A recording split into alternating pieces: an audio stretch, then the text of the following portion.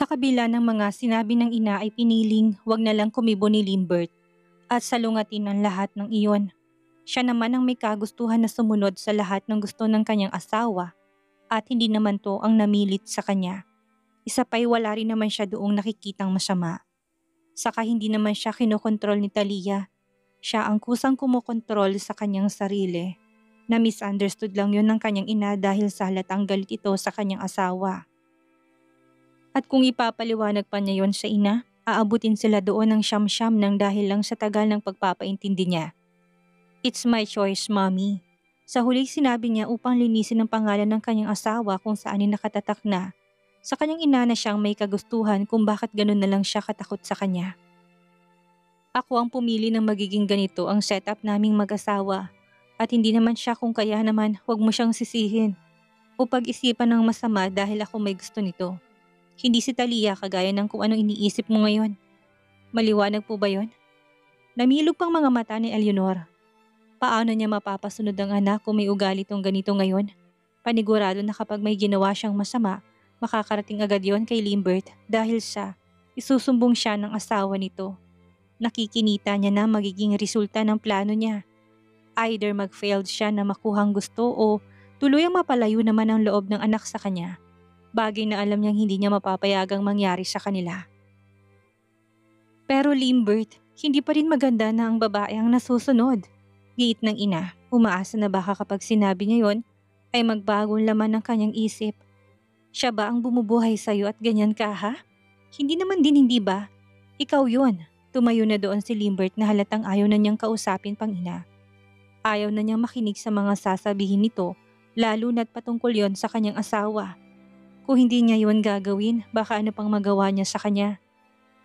Saan ka napupunta? Uuwi na, mommy.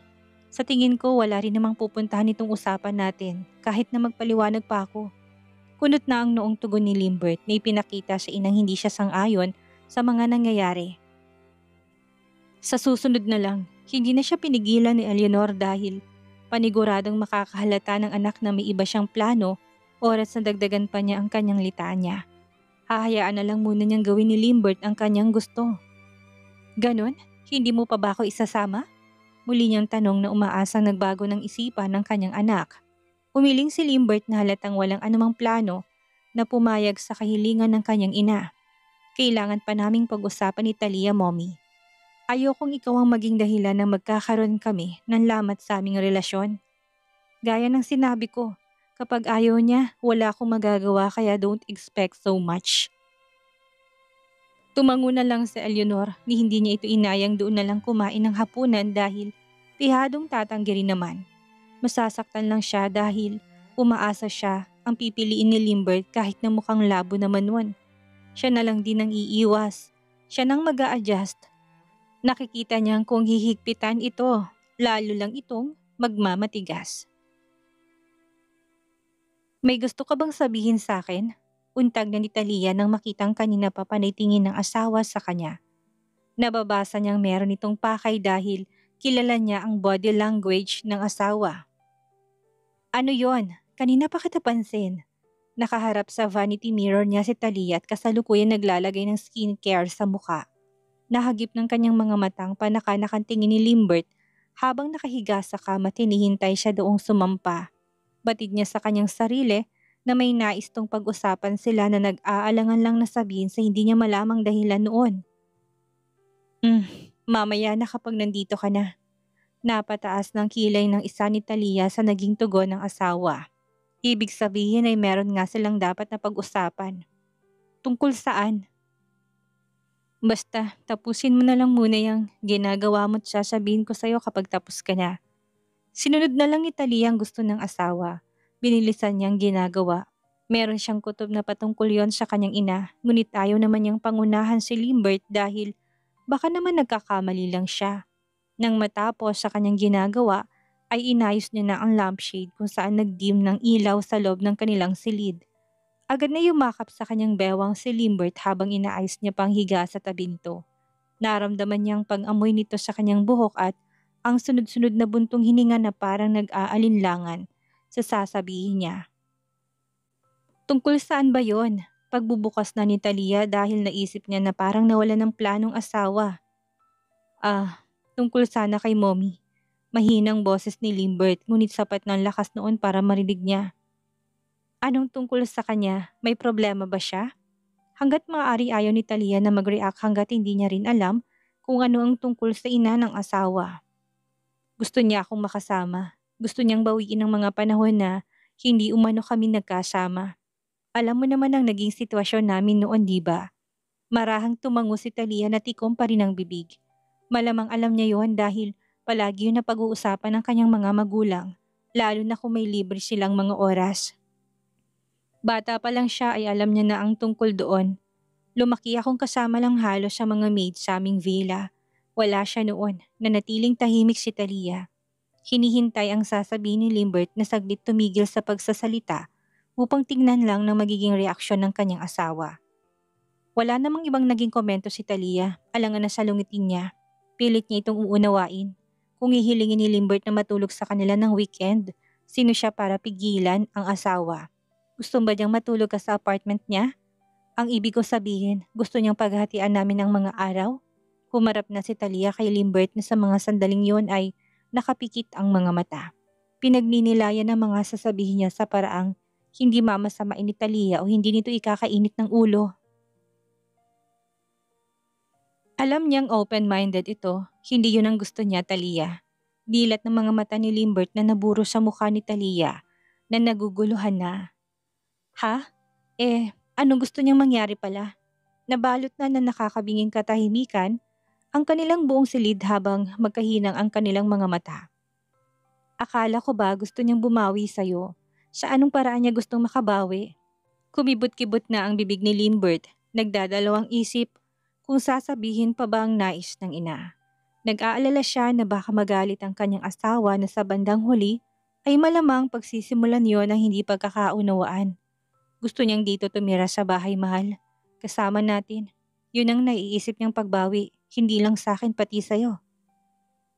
Sa narinig ay napabalikwas na ng bangon si Talia habang mababakas sa kanyang muka ang hindi pagkagusto sa anumang kanyang narinig.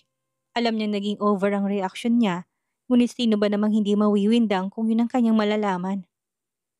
Ano? Gusto ng kanyang biyanan na manirahan kasama nila? Isang kabaliwan yun. Parang hindi niya yata yun kaya. Makikipagplastikan siya dito? Araw-araw? Bumabalik sa kanyang isipan ang panahon na pinagtangkaan nitong kanilang buhay na tatlo. Oo, malaki na siya ngayon. Matanda na't para bang wala na rin kakayanan sa Eleanor na may gawin sa kanyang iba. Pero hindi pa rin makampante ang puso niya. Ano na lang ang iisipin ng kanyang ina kapag nalamang nakatira sila sa isang bubong ng kanyang biyanan. Lalo lang magagalit sa kanyang ina at mag-aalala at magiging ang kanyang ama ay magre-react. Isa pa, knowing her, paniguradong hindi magiging maayos ang kanilang pagsasama dahil dito. Hindi sa pinapangunahan na niyang kapalaran pero napakalaki ng posibilidad noon. Pero sinasabi ko naman sa kanya na kakausapin pa kita. Saka, Limbert naman, alam mo kung anong history namin ng mommy mo, hindi ba? May bahid ng konting inis pero nananatiling mababang kanyang boses. Sa tingin mo, magugustuhan niya ako at magugustuhan ko siyang makasama sa loob ng iisang bahay? Hindi, ayoko, kahit na magalit ka sa akin o hiwalayan mo pa ako dahil hindi ko kaya mapagbigyan ng gusto mo. Ayoko siyang makasama. Kalmado pa rin ang kanyang tinig kahit na hindi nakakalma-kalma ang sitwasyon. Hindi papayag si Talia na pumasok to sa kanilang pamamahay. Buo na doon ang kanyang desisyon. Kung igigit ni Limbert yon, mapipilitan siyang umalis na lang. Hindi magiging maganda ang buhay nila kung makakasama nilang babae. Kahit pa sabihing palagi rin naman siyang wala sa bahay nila, paniguradong hindi siya magkakaroon ng peace of mind. Yung tipong umaga pa lang paniguradong masisira ng kanyang araw. Baka mamaya, kung ano pang gawin nito sa pagkain nila. Hindi sa pagiging OA yon, baliw to. Minsan wala sa sarili niya. Hindi ba dapat matakot pa siya? Hindi kami magkasundo, hindi ba alam mo naman yon, Limbert? Gusto mo bang makita kaming araw-araw na naglalaban? Mabuti pa na ikaw na lang ang mag-adjust. Ikaw ang matulog sa apartment niya kung talagang nais niyang bumawi sa'yo. Hindi ako aangal at walang kahit na anong reklamo kang maririnig mula sa akin. Susuportahan pa kita sa dakong yon. Nanatiling tikom ang bibig ni Limbert habang ang kanyang mga matay nakatuon na sa reaksyon ng asawa. Inaasahan na niya na magiging reaksyon nito na akala niya'y normal lang, ngunit hindi niya pa rin mapigilang makaramdam ng sakit dahil ina niya pa rin naman ang pinag-uusapan nila. Yung tipong kahit may kasalanan to, alam niyang ina niya pa rin. O kung gusto mo siyang makasama dito, ako na lang ang aalis. Pwede ako umuwi ng unit ko. Saka na ako babalik kapag wala na siya dito. Pwede rin na ikaw na lang ang pumunta doon. Kalmado pa ring sambit ni Talia habang nakatitig sa mukha ni Limbert at binabasa kung anong laman ng kanyang isipan ng mga sandaling yon na hindi mahulaan. Ang tinutukoy niya ang condo unit niya na sa BGC. Naregalo ng kanyang mga magulang yon sa kanya ng tumungtong sa tamang edad. Magkakaiba ng palapag ang unit nilang magkakapatid sa isang tower building sa BGC. Kung sana'y may unit din ang kanyang iba pang mga pinsan both side ng kanyang mga magulang. Total wala si Uno sa bansa. Si Dos, Fifth at Fourth ang naninirahan lang doon. Nandun din ang kambal ng mga Barrowell. Total ay nasa ibang bansa si Noah at Andrea. May unit din doon ng iba pa nilang mga pinsan na anak naman ni Tita Margarita at Tito George na kapatid ng kanilang ama na si Renz. Napagkasundan nila na kunan din sila kahit na madalas ay wala rin sila sa bansa. Hindi Talia, hindi mo gagawin ang bagay na yon. Natatarantang bangon na rin ni Limbert na marinig ang huling tinura ng asawa na para bang nagdedeklara ito ng gyera sa kanilang pagitan. Hindi niya yon makakaya. Lumapit na siya kay Talia kung saan ikagad niyang kinulong sa kanyang mga braso ang bulto ng katawan nito. Bakit ikaw ang aalis? Asawa kita. Ang mag-asawa ay dapat na magkasama sa isang bubong. Hindi ka pwedeng umalis dito sa bahay natin. Kung nasan ka, dapat nandun din ako. Don't worry. Sinabi ko naman nga kay mami na alam mo naman na hindi ako papayag. Sana dinerecho mo na lang siya at hindi na binigyan ng pag-asa. Pilit na pag-uumalpas ni Talia sa kanyang mga bisig ngunit hindi nito magawang makawala sa kanya. The moment na sinabi mo sa kanyang kakausapin mo ko, binigyan mo siya ng pag-asa na baka sa bandang huli pumayag ako. Dapat na-decline mo yun agad eh. Hindi ba? Gusto mo siyang makasama dito kung kaya ganyan ang takbo ng isip mo? Sorry na. Huwag ka nang magalit. Hindi rin naman ako papayag na dito siya tumira. Sinabi ko lang sa'yo dahil gusto kong alam mo at kunin ang point of view mo. Saka sinabi ko lang din yon kay mommy para hindi na siya paulit-ulit na mangulit. Muli pang alo ni Limbert sa naguhuramentado na niyang asawa. Alam niyang hindi nito nagustuhan ang mga sinasabi niya kung kaya naman ganun na lang ang naging reaksyon niya. Tama na. Huwag na natin siyang pag-usapan. Halika na, mahiga na tayo at matulog na. Anong oras na napupuyat na tayo. Pilit na pag-amo pa rin niya kay Talia. Walang imik na pinagbigyan na siya ni Talia, ngunit umiikot pa rin ang mga mata nito sa kawalan. Nang makahiga sila ay humalukip-kip pa si Talia na hindi pa rin makaget over kahit na masuyong nilagyan na siya ng comforter ng asawa. Kapag pinili mo siyang tumira dito, aalis talaga ako. Hindi kita tinatakot. Hinalikan na ni Limbert ang bibig ni Talia nang matigil na to sa pagsasalita. Tama na galit ka na. Pihadong tumataas ng dugo mo. Paano ka matutulog ha? Tinalikuran ni Talia ang asawa matapos na irapan to. Hindi pa rin kasi siya matunawa noong malaman niya na gustong manirahan na Eleanor kasama nila. Ang isipin pa lang na araw-araw niya itong makikita, makakasabay na kumain, sobrang naimbiyarna na siya. Paniguradong masisira din ang kanyang mga araw, oras na makita ang mukha nito. Talia, humarap ka nga dito. Bakit mo ko tinatalikuran? Pangungulit ni Limbert na nagawa pang sundutin ng tagiliran niya. Inalis lang ni Talia ang kamay ni Limbert na yumakap sa kanya't mas umusog palayo. Paano ako matutulog kung alam ko may galit ka sa akin? Mahal naman, huwag mo akong pahirapan. Please, kausapin mo na ako. Tsk, matulog ka na, huwag mo na akong kulitin. Paano ako matutulog kung alam ko na masama ang loob mo sa akin? Muli pa siyang kinulit ni Limbert sa pamamagitan ng paglapit-lapit sa kanya habang panin naman ang usog ni Talia papalayo sa kanya kada magdidikit ng kanilang balat. Sa paraang yon ay pinapakita niyang frustration na kanyang nararamdaman ng mga sandaling yon dahil sa naging topic nila ng asawa. Para kay Talia, deserve niya na magtampo. Deserve na ipabatid sa asawa ko anong nararamdaman niya. Mahal, bakit mo ba ako pinapahirapan? Napipi ko na ang tono ni Limbert na sabihin niya yon. Ngunit hindi niya magawang mas kalampagin ng asawa na makipag-ayos na kagad sa kanya. Hindi na nga, hindi ba? Sinabi ko lang naman talaga sa'yo yon para alam mo eh. Alam mo naman ako, gusto kong walang ibang lihim sa'yo. Baka mamaya sa ibo mo pa yun malaman. Wala rin naman akong ibang intensyon lalo nang galitin ka ngayon. Sorry na mahal, huwag ka nang magalit sa akin ha. Please, tama ng pagtatampo. Nakairap ang mga matang nilingon na ni Taliyang asawa upang tingnan ko anong reaksyon niya. Sus, wag nga ako Limbert, kung pumayag ako sa gusto mo, malamang papupuntahin mo na siya dito. Singhal pa daw ni Talia na mas sumama ang hilatsa ng kanyang muka. Pakiramdam niya nagtaksil ito sa kanya at nahuli siya. Ganun na ganun ang kanyang pakiramdam. Matulog ka na sabi, matulog ka na. Nang hindi pa rin makuha ni Limbert sa pakiusap si Talia ay bumangon na siya. At kinubabawa ng katawan ni Talia na walang naging palag dahil hindi na paghandaan ang bagay na yun ang kanyang gagawin. Para siyang isdang tinanggalan ng tubig na walang magawa habang nakadaga ng asawa niya. Ayaw mo makipagbati sa akin ha? Limbert! Malakas na saway na ni Talia sa kanya. Nang hawakan itong magkabilang niyang braso at ilagay ng mga yon sa itaas na banda ng kanyang ulo. Yung tipong wala siyang ibang magagawa kung hindi ang ibigay ang gusto nito. Isa, hindi ako nakikipagbiruan sa'yo, Limbert. Umalis ka dyan, hindi ako makahinga.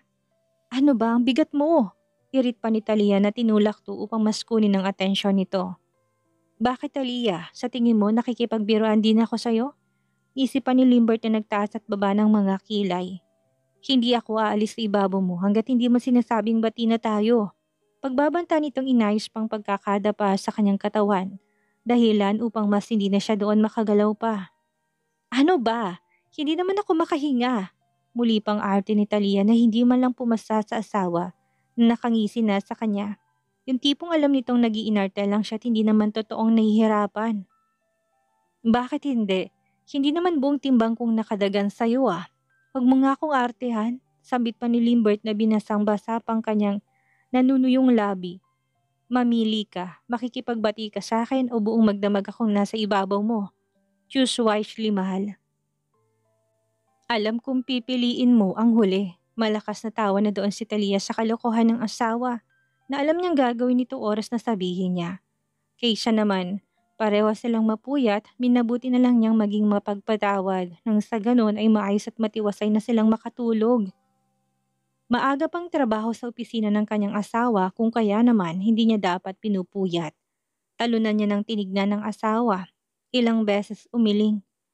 Oo na, sige na. Bati na tayo. Umalis ka na dyan at nahihirapan na ako sa bigat mong binibigay sa katawan ko. Tapik ni Talia sa likod ni Limbert na parang sinasabing sumusuko siya at tanggap ng pagkatalo. Mabilis namang naging pagtugon ni Limbert na kagad na bumaba sa katawan ng asawa. Umayos na ng higa si Talia. Kinabukasan ay balik na sila sa dati na parang walang naganap na pagtatalo at tampuhan na nagdaan sa kanilang gabi. Yun nga lang ng mga sumunod na araw ay hindi inaasahan ni Talia na may matindi pa pala silang kakaharapin bukod dito. Nagsimulang pumunta sa kanilang bahay si Eleanor kasamang kanyang caregiver na si Janice. Inumpisa niya yun ng weekend kung sana'y walang pasok sa kanyang trabaho si Limbert. Nang mapagbuksan ito ni Limbert ng pintuan, hindi niya nagawa itong itaboy bagkus ay pinapasok niya na lang total ay nandun naman siya. Ipapaliwanag niya na lang ito sa asawa. Mom, sa susunod na pumunta ka dito, tumawag ka naman muna. Paano kung wala pala ako dito? Ano naman kung wala ka? Nandito naman marahil ang asawa mo. Anong problema kung pumunta ako? Napag-usapan na nilang mag-inang hindi pagpayag ni Talia na dito siya manirahan kung kaya naman ang last straw ni Eleanor ay ang pumunta na lang sa kanilang tirahan hanggang sa makulitan ng mag-asawa sa kanya. Bagay na alam niyang hindi na matatanggihan ng anak oras na nandun na siya. Ilang beses ko bang sasabihin sa iyo, mommy, na nasan pala siya? Bakit parang hindi ko siya nakikita? Lilinga-linga pa ni Eleanor na kaagad pinutulang sasabihin ng anak na nakitang hindi na maitsurahan ng ekspresyon ng muka. Huwag mong sabihin na tulog pa siya? Nauna ka pang magising sa kanya? Aba naman Limbert, ang taas na ng sikat ng araw sa labas. Hindi niya kailangang magising ng maaga, mommy. Wala rin naman siyang gagawin. Kung hindi ka dumating tulog pa rin ako hanggang sa mga sandaling to. Pagsisinungaling ni Limbert upang wag na mas magalit ang kanyang ina. Totoo rin naman na hindi nito kailangang gumising ng maaga. Isa pa, pagod siya sa mga photoshoot niya. Kaya pwede bang pakihinaan ng boses nang hindi siya mabulabog? Please. Muli pang hindi makahuma sa sariling anak sa Eleanor nang dahil sa mga sinabi nito. Sa nakikita niya ay under ang anak niya ng kanyang hilaw na manugang. Napahiya na siya nang dahil doon kung kaya naman, mas minabuti na lang niyang lingunin ng kanyang kasamang si Janice na nananatiling tahimik pa rin. Well, bakit hindi niya naitigil ang pagmamodel niya? Tutal naman ay may asawa naman na siya. Mag-focus na lang siya sa pagbuo ng pamilya niyo. Don't tell me na wala pa kayong planong magkaroon ng mga supling. Sayang ang jeans niyong pareho, Limbert. Habang maaga pa, ay simulan niyo ng dalawa.